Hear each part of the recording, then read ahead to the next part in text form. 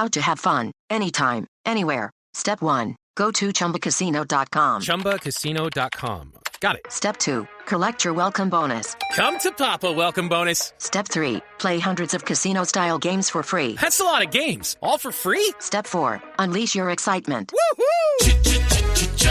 Chumba Casino has been delivering thrills for over a decade. So claim your free welcome bonus now and live the Chumba life. Visit ChumbaCasino.com.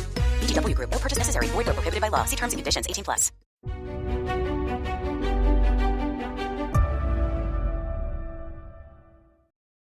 Hey there, everybody. Nice to see you again. This is me, Ben Calder, for the BTPA, the Bowen Therapy Professional Association here in the UK.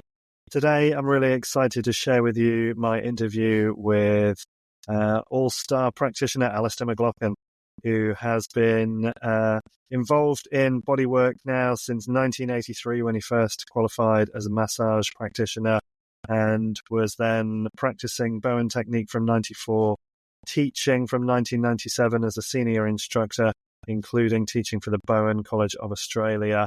And he's a life member of the Bowen Association and also an honorary member of the London School of Physiology as well, which is beautiful. He developed the now very famous McLoughlin scar tissue release, MSTR, and is also the developer of AOB, the Art of Bodywork. And both of those training systems are both online and in person with Alastair. And I'm really looking forward to talking to him today. I've done both of those courses and trainings with him, and I really value his insights and his work into bodywork and Bowen Technique. So we've got a cracking interview for you today. I hope you really enjoy this. And let's not waste any time and get on with speaking to the man himself. Alastair, wonderful to see you again. It's been just over 2 years, I think, since you and I were actually communicating. So thank you so much for giving your time today.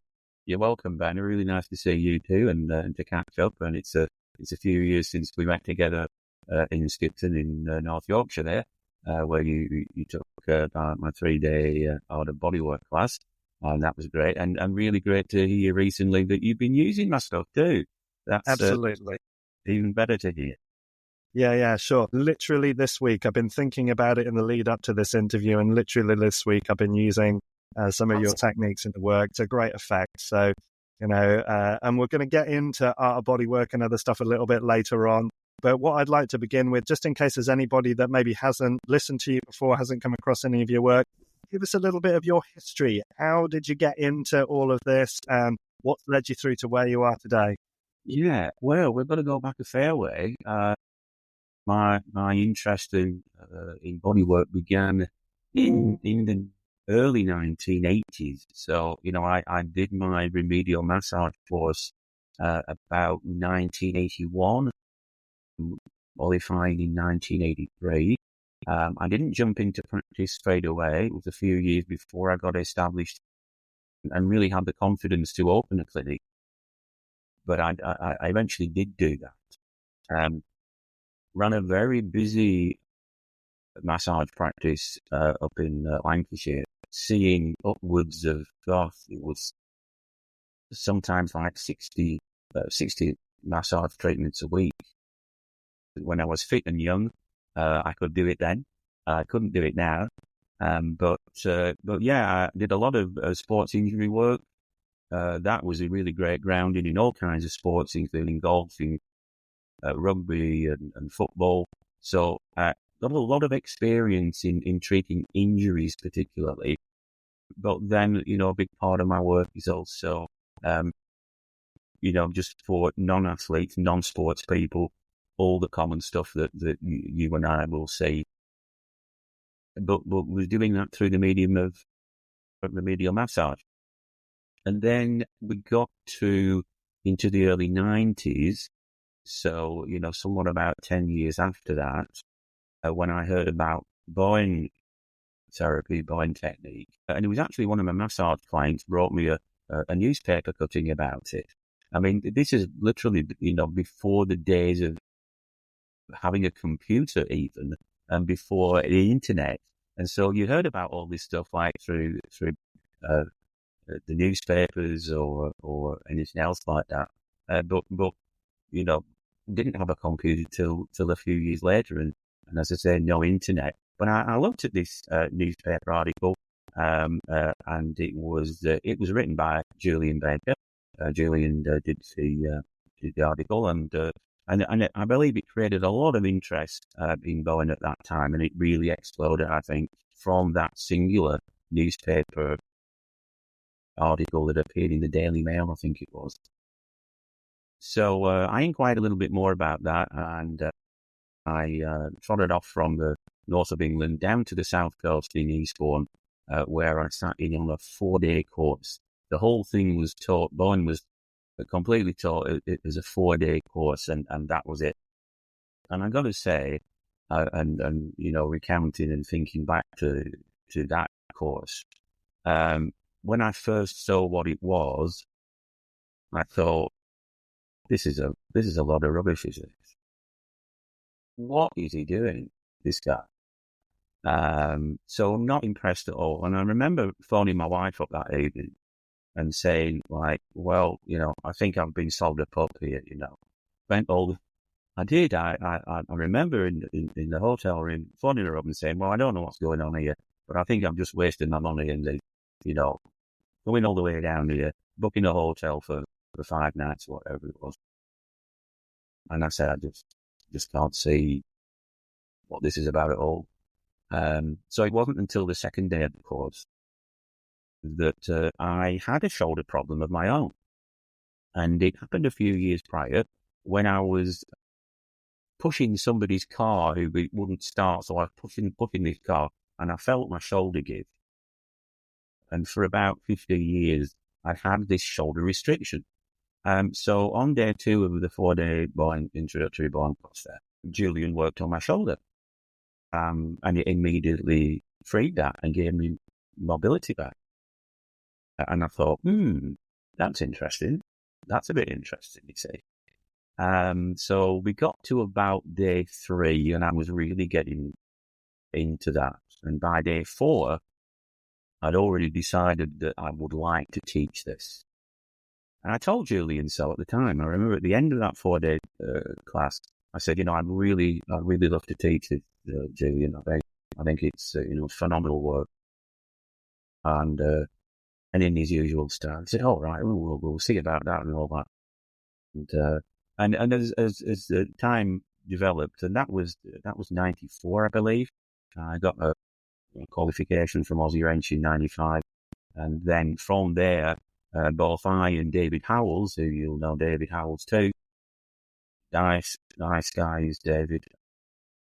Julian kind of mentored us or brought us along to want to teach. Interestingly, let's say that, that's how my interest in Bowen came about.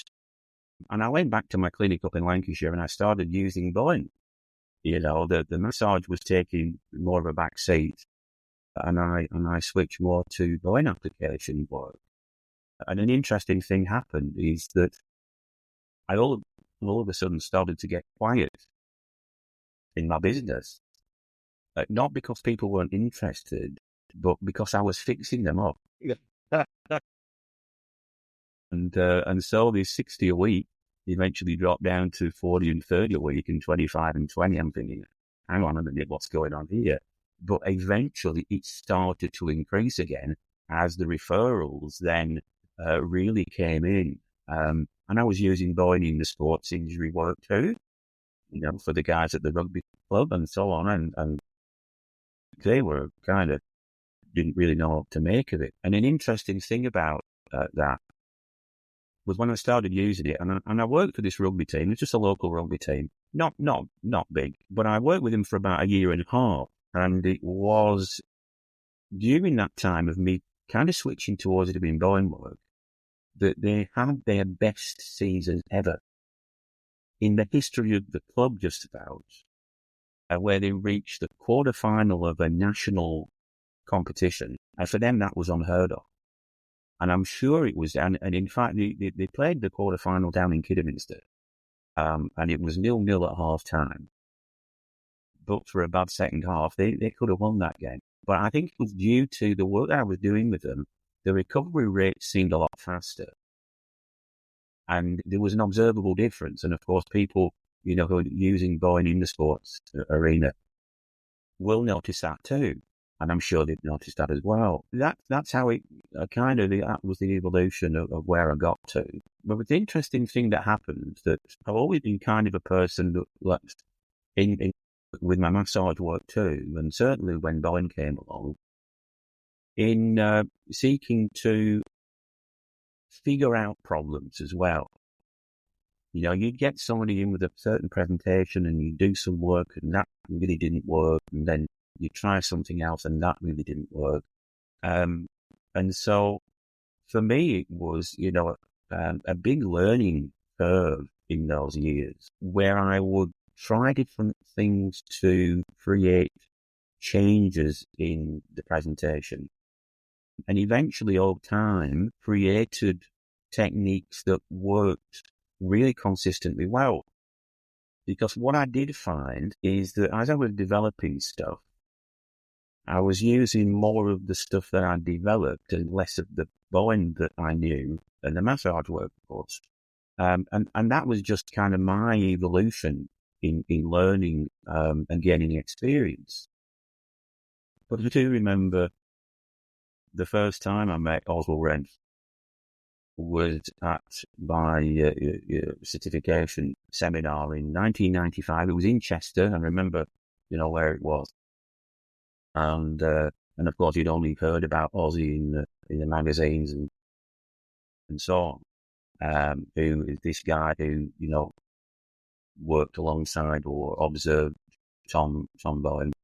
And of course, he was a great, source of knowledge that we all aspired to copy.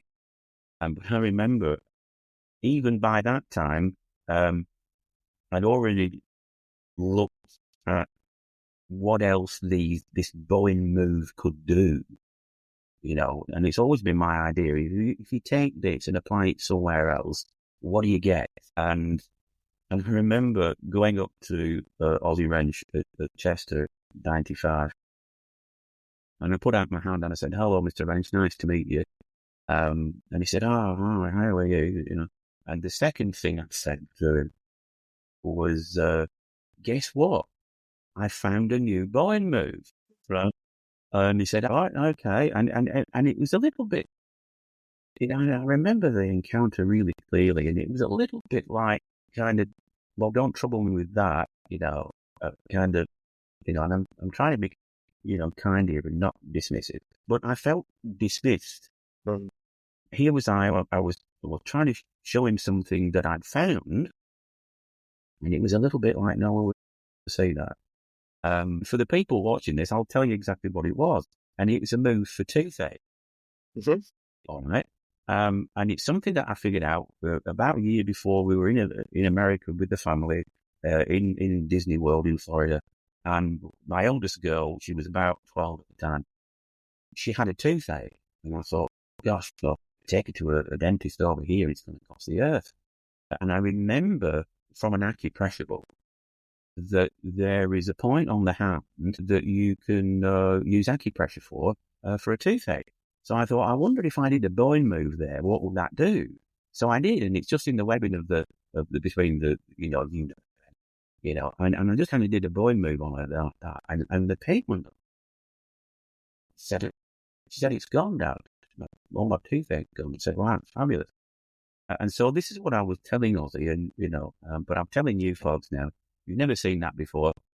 If it's a right-sided pain, you do the right hand, of course, between the finger and the thumb. And if it's a left-side pain, you do that. And if it's on both sides, then see a dentist. So that was kind of, how I started to experiment and look elsewhere to see what, similar kinds of applications, what would they do elsewhere.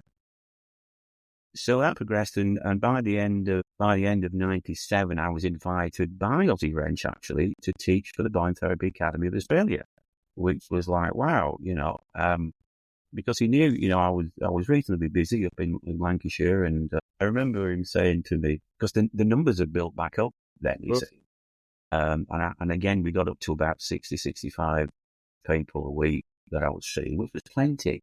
Gosh, plenty. And I remember him, I saw him a little bit, I thought it was a bit before that. And I said, look, I'm still interested in teaching. He said, yeah, right. He said, how many people do you treat? And I said, well, it's about 60, 65 a week. He says, I said, what do you do the rest of the time? Like, Tom could rattle that off in an afternoon, just about, or a day. But of course, we don't work like Tom. We weren't taught in the way that Tom applied the work either. So that's kind of, the whole application of what we were taught and how we were taught to apply Bowen is completely evolved in a way that was very unlike what Tom did, and probably through other presentations that you've spoken with people like Graham Pennington.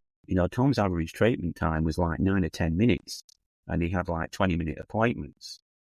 Time for people to get in, get undressed, get on the treatment table, for him to do his work, and then for them to leave. But his actual hands-on time was about 9 or 10 minutes, and that is completely removed from, what I was taught. And many hundreds, if not thousands, of other people have been taught that application too.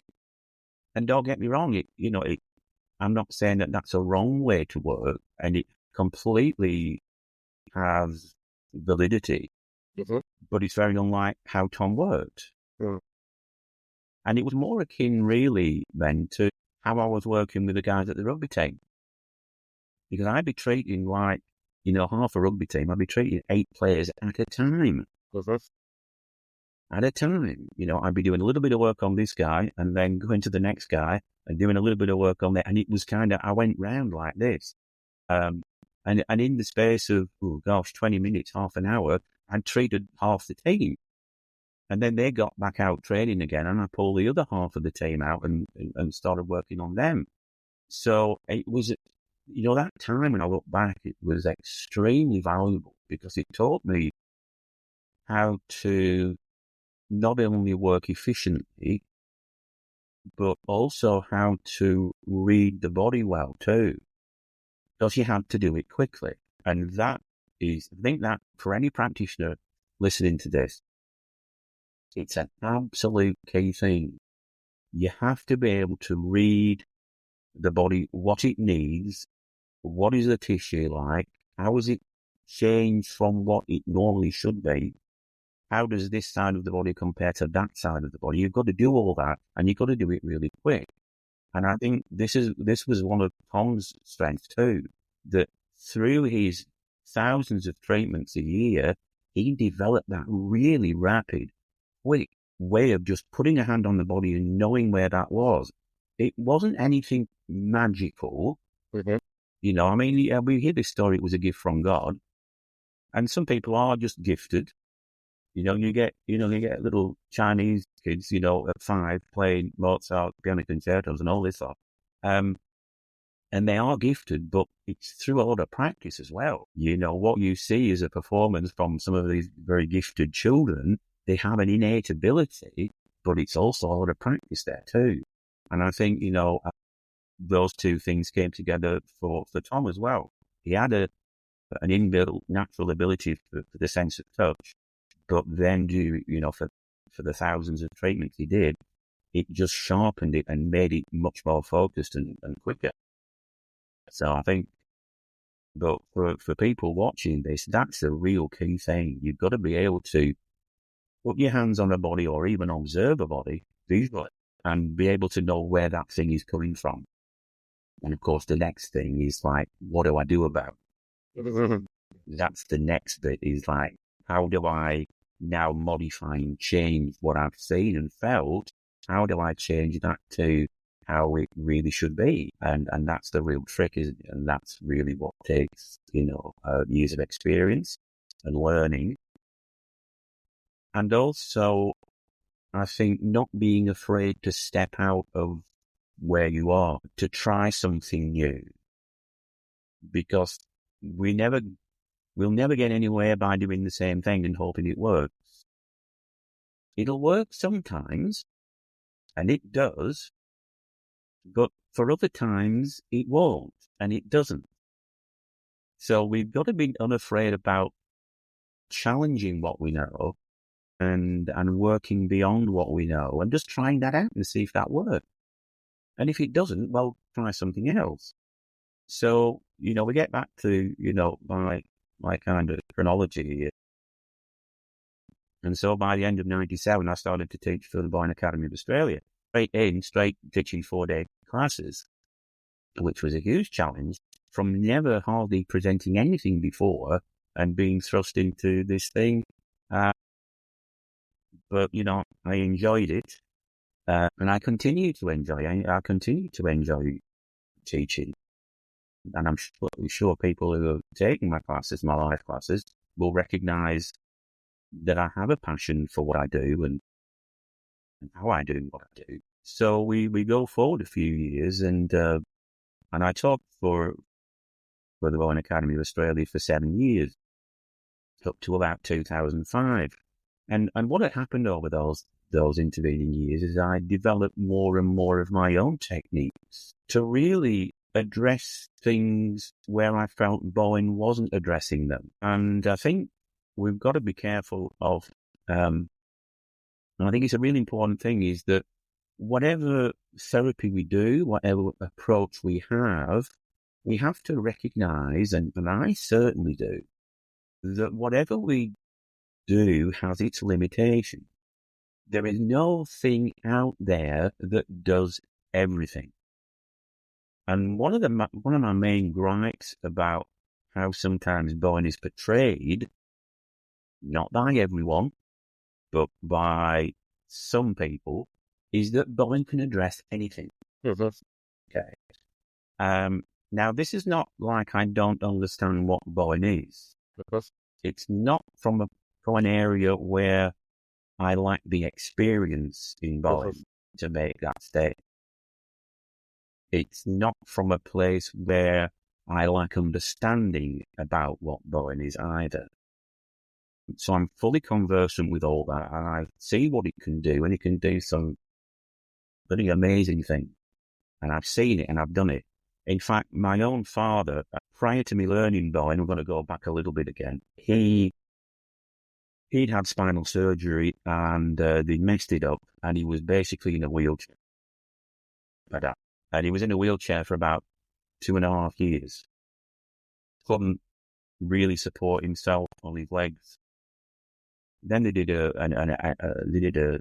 scan on him, and they used a chemical dye in his spine that gave him basically chemical meningitis, and he nearly died from that. And there's been a lot of litigation about using these chemical-based dyes that they inject into your spine for scanning purposes. And he nearly died from that, and as a net result, he had pain continually. He couldn't walk. He was in a wheelchair. And this was back about 92. So when I went down to ex-Bowen and did this course on Bowen for 4 days, he was one of the first people, of course, that I treated when I came back. And in a series of treatments, he continued to improve and improve to the point where he was pain-free virtually, and he could walk again. So, I haven't told that story actually for a long time. And basically, my dad was at the point he had so much pain. He was at the point of ending his life. And I'm not overstating that. He talked about that. He said, I can't go on. So Bowen does miraculous things. Yes, it does. But at the same time, I have to balance that off with sometimes it can't and it doesn't. Yeah. And also, I've had some conversations with Kevin Ryan, Dr. Kevin Ryan, who's an osteopath.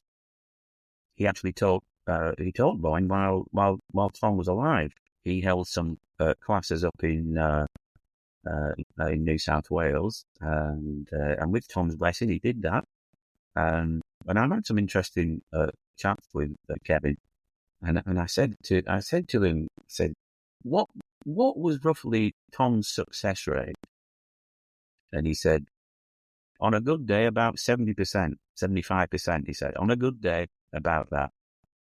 And that was really, interesting to know that maybe 25% of cases Tom couldn't help. He wasn't successful with it. And it kind of validated what I was thinking, is sometimes it doesn't and it can't. So for people who say, it can address anything, I've even heard people say, well, Bowen can change your DNA. And I don't know where to get that from it, really, And I do think it's given a little bit too much reverence in some countries. And I think can be a cultural thing, that too, that it's portrayed in a kind of almost a quasi-religious way that, it can do no wrong, it can do no harm, and so on. And it absolutely can. Anything that has the power to do good can also have the power to do bad. So you've got to be careful how you apply what you know, but also at the same time recognize its limitations. And so because of the limitations that I saw, particular things that it wasn't addressing well, I had to kind of work out myself and fill some of those gaps in. So with things like the atlas, that's one thing, and I came up with something that would help to address the atlas. Scoliosis. Yeah, I've heard Bowen can help with that, and, I've seen some pictures of some practitioners' results with that, and that's fine, but I never achieved that through Bowen. So I came up with something else that would achieve that, and things like and this was a really bad one, Ben, that I used to see a lot, and people, practitioners do see this a lot. Sciatic pain from intervertebral disc injury, lumbar spine disc injury. And, for years as a massage therapist and then as a Bowen practitioner, I used to hate people coming in that had sciatica from disc injury, because I really found that the massage work was actually irritating it, making it worse. And then what I had with Bowen, things like the pelvic procedure and the, diaphragm and respiratory procedure and stuff like that, also didn't address that. And I felt very frustrated by that. And it took me a long time to work out what I needed to do for that. But eventually I got something that works extremely well. And that's all part of other stuff that I do. Yeah. And of course, it's an integral part of how I work every day as well. Cool. So by 2005, what I recognized is that what I was teaching was not what I was doing in clinic. Yeah. And for quite a while, it was kind of rubbing me up and not sitting well mentally with me that, I was teaching people how to do this, procedure 1, 2, 3, and this and this and this, and turn them over and do that and that and that. And that's not how I was working in my clinic. So eventually, that got the better of me, and I had to kind of give that away. And so I stopped teaching for the Bowen Academy in 2005. And then I didn't teach anything for about 6 years. I didn't do anything. I just did clinic work again, and the clinic was full and life was simple, and and then I got a phone call. I got a phone call from it wasn't a phone call, with an email from somebody I knew in Norway, and I hadn't heard from her for quite a while, because I used to go over to, when I was teaching Bowen, I taught in Norway. I introduced Bowen into Norway. I introduced Bowen into Spain. I introduced Bowen into Italy and Cyprus. Can't remember anything else. But I got this phone call from somebody I taught in Norway, and she said, "I'm sorry to trouble you," she said, "but I've got this. Somebody's supposed to be coming to Oslo this weekend. I think this was like Tuesday." I said, "I've got somebody coming to Oslo this weekend to teach some Bowen, but they can't make it because they're sick. Could you come and teach us something?"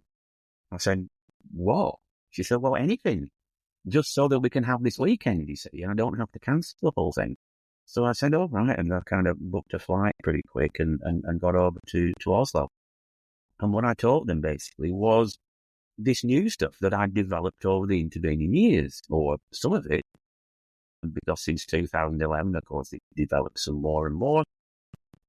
And that was a 2-day class then. So I did, and I taught that, and they were all kind of, oh, this is really good. Can you come back and do another one? So I kind of did that again, and then people in England heard about it, and could you teach us that too? And so I did some small classes and all this stuff. And that's kind of how it all got going. Beautiful. I love as well just the breadth of how this has evolved over time. You know, even coming back to the work with the rugby teams, I know, for example, that Paula Essen, in the work that she's done at the high-level basketball, and now the elite football work that she does, she knows it makes an incredible difference. I've worked with a lot of mountain bikers that are working at quite elite level. And again, we can make such an amazing difference. And I think, you know, you're also reflecting something that in conversations with Michael Nixon-Livy, with Graham Pennington, with Ron Phelan, that this palpation, this time on bodies is so essential if we're really going to develop those sensory skills. And there's nothing better than the amount of time. And I've certainly found, you know, I've been qualified in Bowen for 13 years now, that the more work I do, the more sensitive and the faster that ability to work with people. And I think it's really good to highlight as well that Bowen isn't the panacea that will solve all problems, and incredible as it is. And I think, again, this is reflected in the work of people like Gus de la Cara, who's brought in the Vegas work, the immune work, and the other aspects that we see as good adjuncts and good support to what is going on. And certainly, ever since I've introduced Art of Bodywork into my practice, some of the things that were trickier to deal with have really helped. And scoliosis is a really good example of that. You know, I've had a client who was 14 when I started with a scoliosis, and we had some really nice results in Bowen. But I've now got a client who's in her late 20s and has, you know, quite an interesting double S, and just the amount of difference we've made in just 3 sessions on that, and what she's perceiving by using the AOB procedures with scoliosis is just incredible. So let's go into more about how you formalized that and what that's become. Yeah, I mean, all of this stuff, and what I teach in 3 days is that the accumulation of all these years of kind of messing about, issue of development, of trying things and failing and it not working, and trying something different. And a good example of that is my treatment for scar tissue. And that was an interesting evolution, really. And prior to Bowen, you know, as a massage therapist, I'd kind of seen scars and think, gosh, this is hard and dense tissue. This has got to be having an effect. And I do some massage on it, and it wouldn't really change. It just kind of got red and irritated, but it didn't really change me. And so when we get to the era of working with the Aussie wrench, you know, I asked Aussie about scar tissue, and I said, "Did Tom do any work with scars?" He said, "Well, yeah, he did." He said he did this little move up here and down here and down here and a bit in the middle. And he said, "But that was about it." And I said, "Oh, okay." And I went back to my clinic and I tried that, and guess what? It didn't work. It didn't work, right? So I scratched my head for a while and then started to develop some other stuff. All these things that I developed, it's a little bit like there's a lot of things going on at once. You'll see a presentation like the disc injury, you'll work on that, and that won't work. And then the next person, it'll be a scoliosis, and you'll work on that, and that doesn't work. Or you try different things. And it's a very slow evolution to see what does work and what changes scar tissue, for example, what changes the scoliosis and so on. And it's a very slow evolution. And then there are things that you might not see for a long time. And there's one, for instance, which is the displaced pisiform bone. Okay. Now, this is just a little thing where the pisiform gets knocked out of position. And you might not see that. You might only see that once or twice a year. something like that. And so when it came along, it's like once or twice a year event. What do I do with that? And if you don't get it, then you've lost it. And you've got to wait for another period of time before you see it again and try it out again. So, we fast forward a little bit and we get up to about 2015, and through Graham Pennington, I had the pleasure to meet Romney Smeaton. And we had this kind of big powwow in Chicago.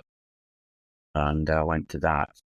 And whilst I was there, I had, again, occasion to ask Romney. I said, about scar tissue. I said, what did Tom do for scar tissue? And he said, he folded his arms like this, and he said, I was observing Tom like for a period of 5 years, and he said, I never saw him treat a scar once. I thought, okay, that's okay. I mean, by then I'd kind of worked out the work that I do for scar tissue. It was a long process, getting the pressure correct, getting the timing of the treatment correct, getting the tempo of the work correct. It all takes time to refine that. And there are little subtleties with the scar work, like there are little micro pauses in the move before you take the next move, which isn't always observable to, when you're just looking at somebody doing that. You don't always see that, but it's in there. So that was that. And then in 2018, when I was in Australia, Kevin Ryan also, we had some time speaking with Kevin Ryan, and when I said to Kevin, what did Tom do for scars? And he said, and he took me right back to when I was talking to Ollie Wrench about 1997 or something, 98. And Kevin Ryan, he said, well, he did a move here, and he did a move here, and he did a move here, and he did a move there, and something in the middle. So it was very much like what Ozzy had observed too. But he put a little end of a sentence onto it, did Kevin, which was extremely important. And he said, but he only did it if the client thought it was important. Yes. Right? So it was kind of thing like, oh, Tom, I've got this bad shoulder and I had some surgery. I think it's the scar. So Tom would do like whittly, whittle, whittle, And I think it was kind of like placebo work for the person to say, well, yeah, that's been addressed now. Okay. But it wasn't, again, anything that you could take in isolation and say that works for scar tissue. It would probably be other work that Tom did on his shoulder that would actually free that up. Okay. But it wasn't that work per se that actually addressed the scarring. So we kind of got it verified, by 3 people. Romney never ever saw him do anything for scars. And to a large degree, and this is absolutely no criticism of Tom Bowen at all. And please, anybody listening to this is not where I'm coming from with this statement. I don't believe Tom saw the relevance of scar tissue and its impact in the physiology and biomechanical functions of the body. And that's no slur on him, because most practitioners don't know that either. I did a video interview just yesterday with another group in England, a group of about a dozen practitioners there. And my question always to groups of people when I talk to them, I said to this group of 12 or wherever it was people, I said, can you tell me, have you got a scar from a surgery or from accidental injury? And I always ask that question to groups of people, like in class, or if I'm doing a presentation, in any way, I ask that question. Do you know virtually, it's nearly almost 100% of people. Mm-hmm. It's nearly always. It might be 90, if it's a younger group of people, it's going to be a little bit less. Mm-hmm. As we get older, the predisposition for needing a surgery or having some kind of traumatic accident resulting in a scar is going to be there. And the thing about those numbers, when you're approaching 100% of people that say, yes, I've got a scar, is that's also representative of the kind of percentage you're going to get in your clinic. Mm-hmm.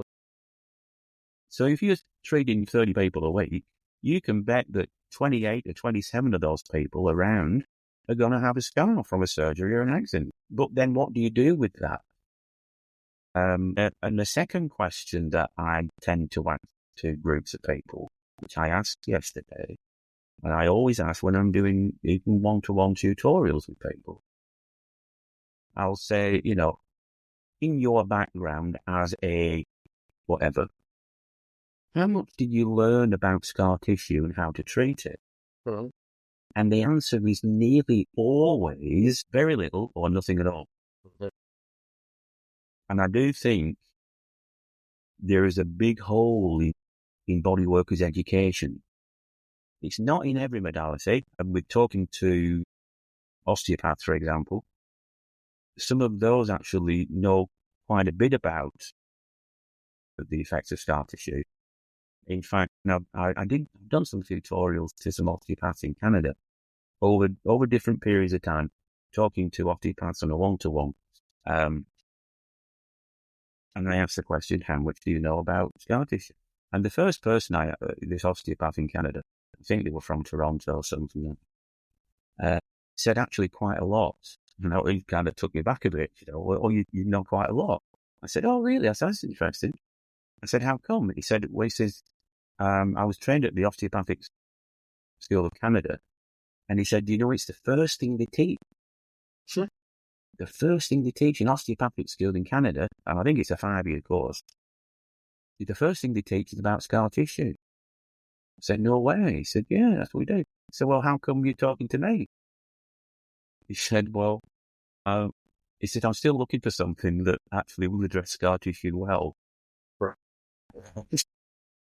And that happened over, 2 or 3 years. I'd also had opportunity to train some other osteopaths from Canada, here and there, and they all said the same. So it almost all true. And I remember the last lady that I talked to was from Vancouver, an osteopath from Vancouver, very experienced lady. She'd been in osteopathy a long time. And I showed her the MSTR work, the scar work. And she said, I've never seen anything like that in my life. And she's experienced osteopath. Never seen anything like it in my life. And she went away and she completed the course in no time at all. And she wrote to me, she said, this is the most phenomenal work. And I'm using it in all kinds of situations, not just for scars, things like nerve entrapment, where nerves lack gliding. Nerves are supposed to glide as we move and stretch. Okay, for all that kind of stuff, for arteries and veins that are also stuck in the tissues as well. I'm using it for that too, she said. But overall, when I asked the question to groups of practitioners, how much do you know? It's little or nothing at all. And so part of my work is actually to fill that hole and gap of knowledge. And I think, and talking to all you Bowen people, BTPA and all the other skills that are out there, this should also be included in the education at some point. It should either be early in, or if you don't want to include it in a purely Bowen thing, it should be there as postgraduate learning too, because there's an absolute need for it. And this is not just because I devised this treatment. Back in 2002, there was some research done in Eastern Europe by a doctor and an osteopath, and you'll find the research on the internet. The research was called Lewitt and Olsanska, Dr. Lewitt and an osteopath called Olsanska. So you'll find the PDF there. And in the conclusion of their research on scars and their effect on people, on subjects, what they said was that if an active scar is not addressed, it would be the cause of treatment not being successful or the problem recurring. That's what they found out. well, And I read this, much later on, not in 2002. I only read this, probably about 6 or 7 years ago, but it really underpinned what I've been thinking, is that sometimes scars are really a part of the presenting problem, and until they're addressed, the problem can keep recurring. So if you're getting, as a Bowen practitioner, if you're getting results in your clinic, but then you're going to have to do it again next month or next week, the work, your Bowen work is not holding well. Is it because an untreated scar is underpinning the problem and part of that presenting problem? And it often is, because of what we said just earlier, is that there's a high proportion of people that walk through your door with scars from surgery or an accident that have not yet been addressed.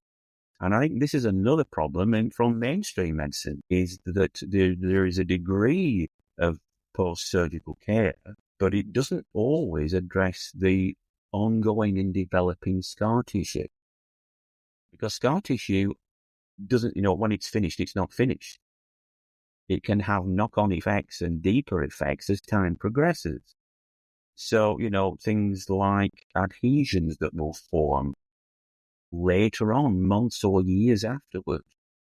So, of course, we never connect the two events. We never connect that surgery 5 years ago with what's happening now. Because, rational thinking would tell us that, well, if it was going to create the problem, it would have done it before now. But because scar tissue is a developmental thing and an ongoing thing, you might not get those problems till years after that tissue has been damaged and repaired. So that's also something that that message we need to get across to practitioners, that it is often highly influential in the presenting problem. Not all scars are, but some are. And so as part of the training that we do for practitioners is to help them to determine, is that scar involved in the problem or is it not? Okay, so there's ways of finding that out. There's certain things that we're going to look for and test for to find out if it's potentially implicated in another presenting problem. So that's all part of the education that we want to provide for people, to fill this gap about not knowing about what scar tissue does to the physiology or to the psycho-emotional component of the client, or even to the energetic, which you're highly interested in, I know, Ben. The energetic component of what the scar does and how that can block the flow of chi. So all these things are highly important. And that's kind of, what we like to share with practitioners in our course. And I find it really amazing as well that the scar work itself, learning the technique, is not a complex thing. I love the efficient simplicity of the treatment. Again, for me, it's like another incredible abstraction from how, when we've gone from manual treatments that on the body overall were deep and heavy, to the more targeted efficiency of something like Bowen Technique or Art of Bodywork. And then the scar work is like another refinement of that. And I agree that, part of the postgraduate training of every Bowen practitioner should include the implication of the scar. And, I love the fact that people have the option to do online training.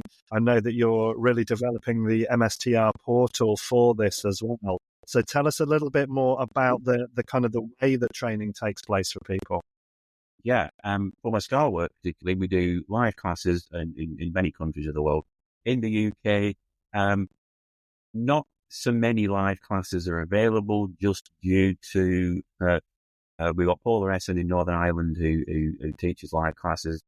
Paula is like up over her head in work with Legal Light Centre and Football Club and all kinds of other projects that she's into. But I have a live class coming off in Stevenage in Hertfordshire. That's in June.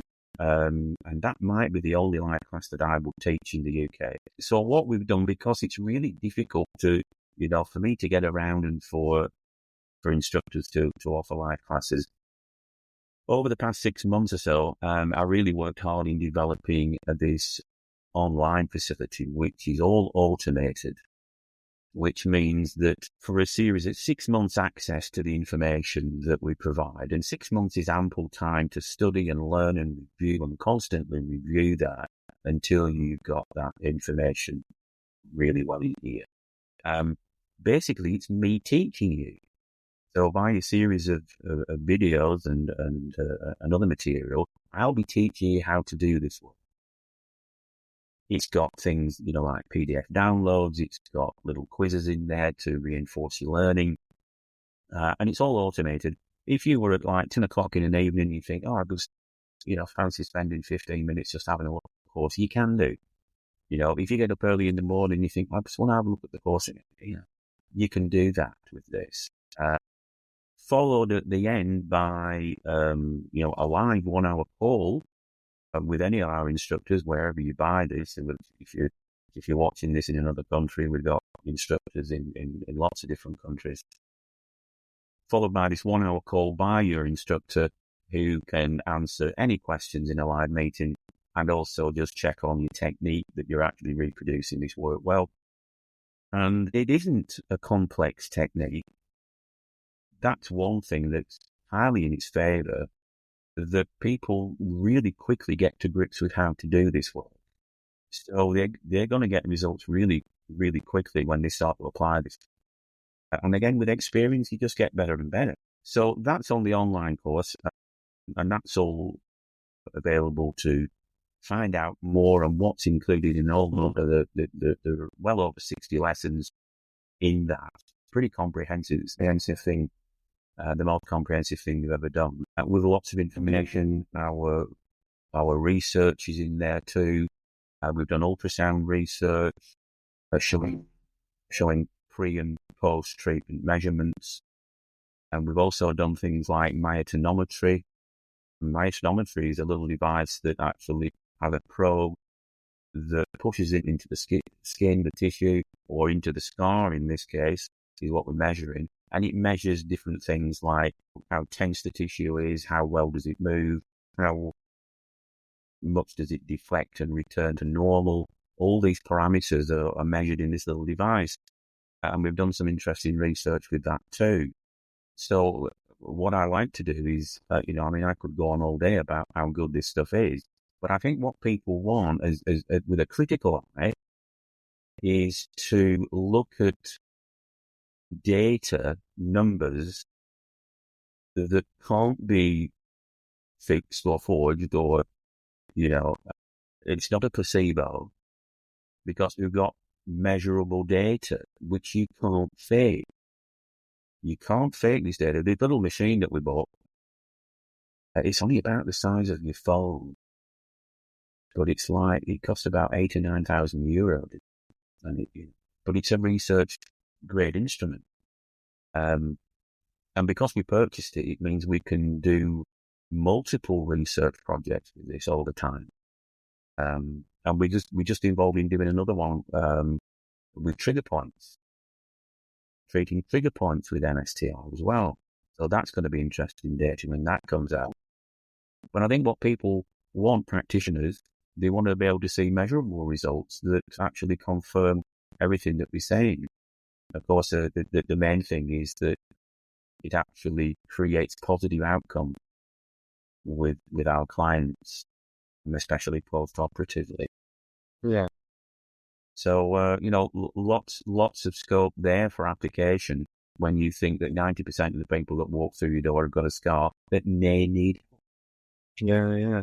And you've moved on to this as well with the Art of Bodywork teaching. I saw when I was kind of researching back in that you've created a portal where a lot of the individual techniques there are learnable, where the program is learnable online as well. But you're also going to be in the UK next year to do the 3-day AOB course, aren't you?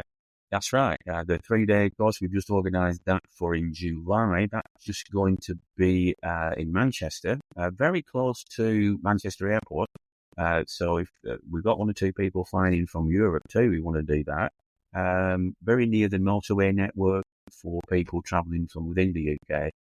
That will be my only AOB course in the UK in 2025. So don't miss out on that. We'll cover everything there. But also, yes, I developed this online portal too, same as for the MSTR work, but for all my other techniques too, which again is all automated. And it's just a fact that we're living in a really great time because all this new technology that comes out, to enable us to do that. I've been looking for a platform where I could place this information and people to securely view that. And it wasn't until earlier this year that I came across such a portal. And of course, I got stuck into it and made it available. Because, even people buying the online course, whether it's the STAR course or my Art of Bodywork stuff, they get it. Just from, looking at the video, they get it. And really, it's because all the techniques I do are not that complex to get a hand. The results tend to come through really quick, too. And I don't know whether that's because I'm a really quite impatient person, but for me, when I was developing all this stuff, I needed to see in the clinic that structure or those tissues were changing. Because when I knew that I could send that client away and pretty much they were going to get improvement.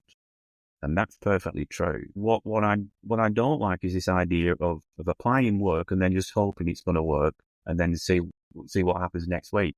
That's not where I come from as a practitioner. I need to know that what I've done has created an effect, even if they don't necessarily feel it right away, but they often do. But for me, I've got to be able to see these structural changes, these tissue changes. And when I have achieved that, I know I've done my work, and then we'll build on that in the next appointment. But even on learning this stuff online, it's not difficult. A lot of these videos are filmed from multiple angles. They come with an audio commentary and downloadable instructions too, and there's all that stuff. So people really don't have a problem. But as always, no matter, and I do like to do this, is support practitioners. So if they've got questions about what it is I'm teaching them, I'm always available by email to explain that. And even if necessary, take a video call with them to explain it, in a more conversational way.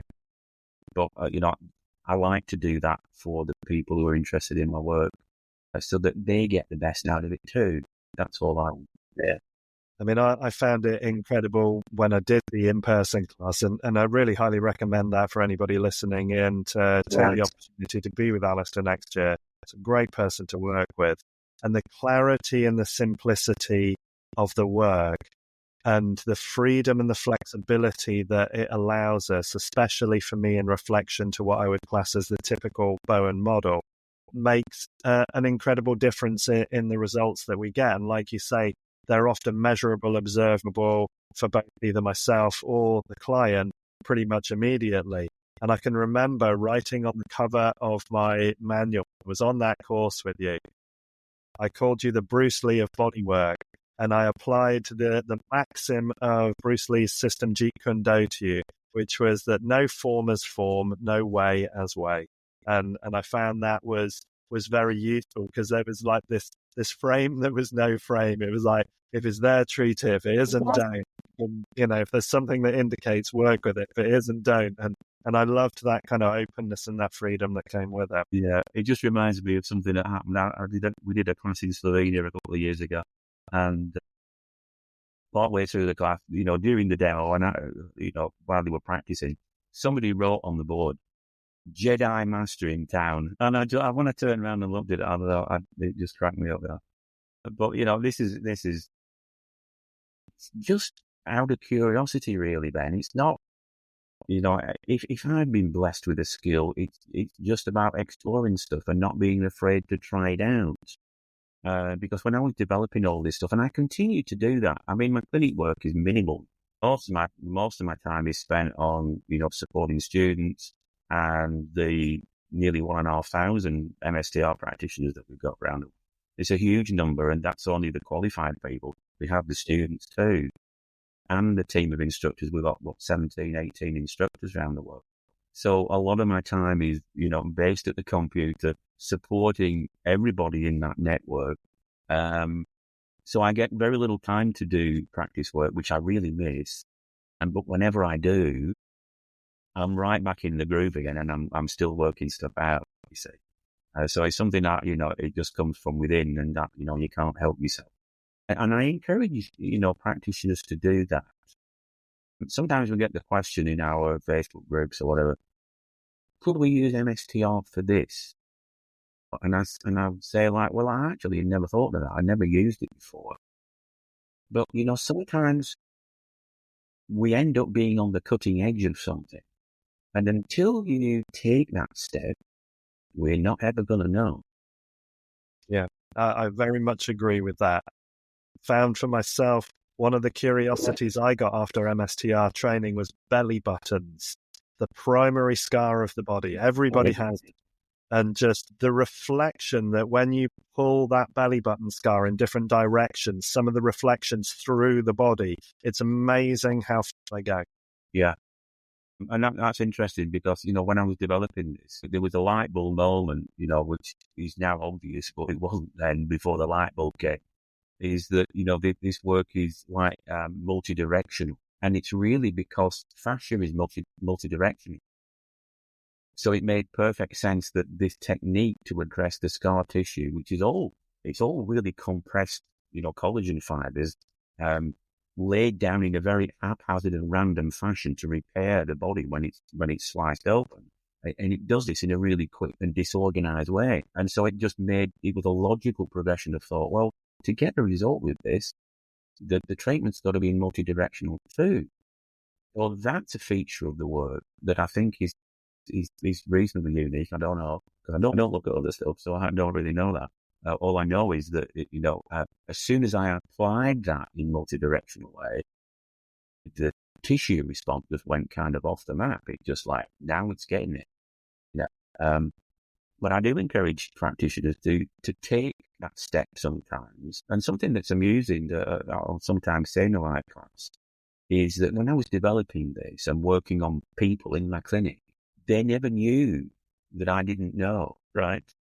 They never knew that I was kind of working it out, So I'd say, how's that feel now? And they say, no, I have to start to say, okay, well, what about if we do that in this way? So, that's a bit better, yeah. Okay, now you say, so I'm learning as I'm going. But don't be afraid to do that. We have to be brave sometimes and step out of that formula and step out of that area of information and knowledge that we know just to put that on. And of course, what we're really saying here is that all these techniques and so on, bodywork, is progressive. It's not static, and it shouldn't be stuck in time. And with all reverence to Ozzy Wrench, who really exposed Bowen and gave it the exposure that it needed and it deserved. Don't be afraid to develop on from that. It's a perfect building block from which to develop and enhance. It's a great thing on its own, but I do believe, if Tom had lived another 10 years or 20 years, because he wasn't that old when he died, gosh, I'm older than him now, that if he'd have lived another 10 or 20 years, how much he would have built on what he knew. And I think that's the human way, isn't it? With our lives, we build on what we've learned. And hopefully learn the lessons that life teaches us, and we progress on from that too. Because if we don't, then the lesson just gets harder. Yeah, absolutely. And with that in mind, there's a couple of questions I'd like to ask you, because we've been going for over an hour now, which is beautiful. I love the ease of this flowing through. But there's two things I'm really curious about. The first is, what do you wish that somebody had taught you in the early days that's now become really fundamental to the way that you work? Whoa, that's a big question.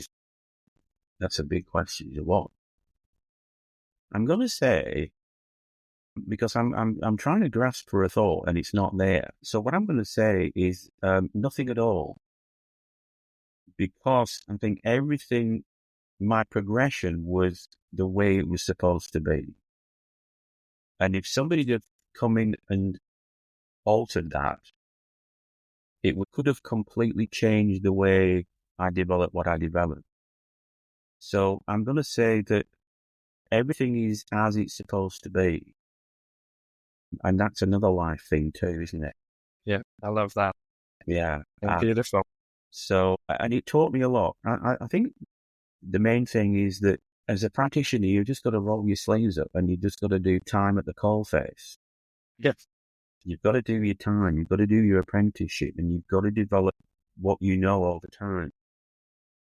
And have a passion for your work. Be intensely interested in what you do. If you only have a passing interest in what you do, you won't learn. You won't develop. You'll be comfortable with what you do. And there's nothing wrong with being comfortable with what you do. You know, that's not to put anybody down. But if you really want to push yourself and push the envelope as a practitioner on what can you achieve and how can you help more people, then you've got to do that. You've got to spend the time. You've got to get the experience, and you've got to be intensely interested in that person at that moment. And then when they're gone, you're intensely interested in that next person, because this is a thing that I've always said, and I'm sure other people have said it too, is that every person that's on your treatment table is an opportunity to learn. Every person, whether you've seen that problem 1,000 times before, that person has responded to that, like scars. You know, a common surgery or carpal tunnel surgery or a cesarean section surgery will affect that person, each person in a completely different way.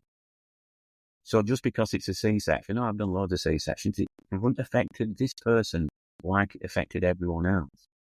So be really focused on what you do. Another thing that I would say is that don't just get in a habit of using techniques. Okay, even the Bowen technique or my techniques. You've got to feel the tissue. It's not about performing the technique. It's what's happening there as you do that. What is it you feel? And when you go back to it, has it changed? Was the stimulus sufficient to create the change? And if it has, you've done your job. You've done your work. So it's not about applying technique. In the beginning, I think it is. In the beginning, it is, and we do 1, 2, 3, 4, and then 2-minute break, and then 5, 6, 7, 8, and then 2-minute break, and we do it like that, formulaic. And surprisingly, it works too. But we have to graduate from that. And each move that we do, and Juventus said this, and Romney said this, and Kevin Ryan said this, is that the move is also an assessment. As you perform that move, you're not just making the move, you're assessing what it's like there. You know, how dense is the tissue? How tense is it? What's the thickness and the density of it, and how taut is it? How does it deflect? Is it dry or is it wet? Is it oily? You know, it all tells you something. So all that information comes in through your fingers and permeates and means something as you do it. So that's another thing is, you know, be in the moment of the move. Yeah, and that's move happen to be doing. And that's a common reflection as well, especially Graham, Ron, Michael Nixon, Livy, all saying the same thing. It's about that presence, and it's about, I love the way you put it, the time at the coalface. I think there is nothing for it, and there is nothing wrong with being a beginner and progressing and making that experience over time. And I now love how much time I've spent getting to experience this stuff and just how it unfolds in my experience each time. So I'm curious as well, my kind of penultimate question, if you like, is what do you think we should be exploring that isn't being given enough attention? And where do you see kind of the manual therapies like the Bowens and Art of Bodywork, where do you see it evolving over the next decade? I think going back to that point, what I said is that scar tissue is widely ignored, not just in the Bowen world, but in all kinds of modalities. And I think part of it is, first of all, lack of awareness. But the second thing is, and it's like what some of these osteopaths from Canada said, is that they learned all about that, but they didn't have a really good tool to address it. And I think that's the vital part too. We can learn all about it, but what can we then do about it? So for me, and it's a continual thing, is creating this awareness with practitioners of all kinds of modalities to say, this is important, folks. You can't ignore it. You can't ignore it. You can't get away from it. And so, I hear, little comments that filter back to me.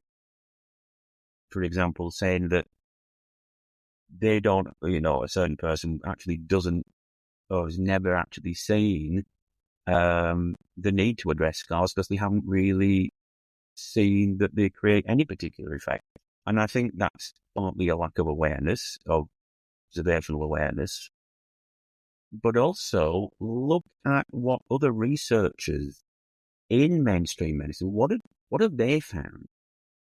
They've found that it does. And so, that kind of backs up what I'm saying is that there are lots of research papers that say it does this. Scar tissue is weaker, scar tissue adheres to and creates adhesions and so on and so on. And so all this is very relevant. So for me, this should be part of every massage therapist, every physiotherapist toolbox, every Bowen therapist, every EMET therapist, whatever you do. Acupuncture. I mean, there are protocols for treating scar tissue in acupuncture. So acupuncture recognizes that. Acupuncture recognizes that it can block or redirect and reroute chi. And we also see that it changes that. So that for me would be the thing. As for the other stuff, I think what I am seeking to help practitioners with, and people who maybe not very experienced, and they may have a lot of self-doubt of perhaps in the early stages of doing bodywork, helping them to give them the confidence in themselves and in what they're doing. And I do think particularly my scar work and my other stuff provides that, because the changes in tissue happen really quick. Yeah. And then all of a sudden they're gaining confidence because, this is better now. And I did that. Yeah. And then for the more experienced practitioners, giving them insights into other tools that they can implement that will enhance their reputation as a practitioner. It will enhance their clinical outcomes, because all of a sudden they've got something really effective for things like intervertebral disc injury. They've got something really good for foot pronation. They've got something really good that will help to check and reset the atlas. And what it will do over time, what I'm hoping all this achieves, is to accelerate people's progress, practitioners' progress, to accelerate their progress so they can get to a high point of skill much more quickly. And then when they're at that high point of skill, they develop on that too. So people that, follow me, build on what I shared with them. And so we're just in we all exist in a little point of time, coming in here and going out there, and then just leaving a little bit for other people to build on in that next generation. So that's kind of what I hope would happen with my work, and with Bowen too. Why not? Me too. And I really support that vision as well, Alastair. I love it. And again, it's interesting because even in the original form of kinesiology that I was trained in, we did explicit scar work actually quite early on in the training as well, looking at the energetic aspects of it.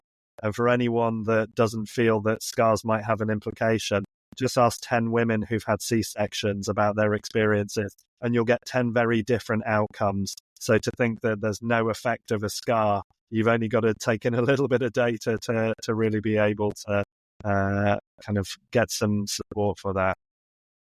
It's really appreciate time today, Alastair. I love talking to you. We got on really nicely when I did AOB with you, and it's really nice to reconnect with you. Highly recommend everybody takes the opportunity to work with Alastair when he's back in the UK in 2025. And we'll stick links to that down in the description for this video. But if people want to learn more about you, where's the best place to send them? To my website, McLaughlinscarrelease.com. If you can't find it, just put MSTR scar treatment, and it's #1 Google ranked or whatever. And then the other one, all my other stuff, is artofbodywork.online, or for the live classes, artofbodywork.training. Okay.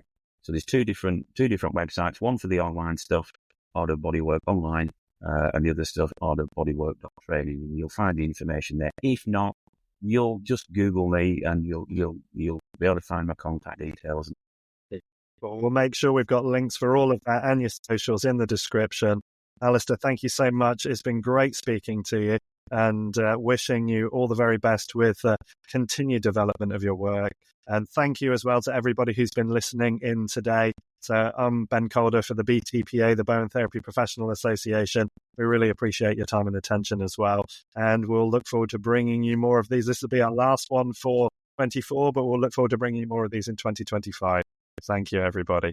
Thank you.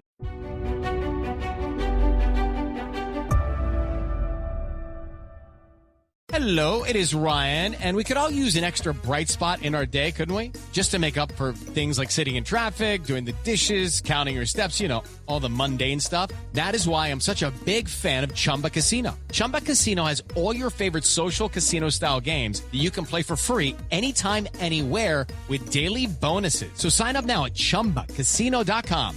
That's ChumbaCasino.com. Sponsored by Chumba Casino. No purchase necessary. VGW Group. Void where prohibited by law. 18+. Terms and conditions apply.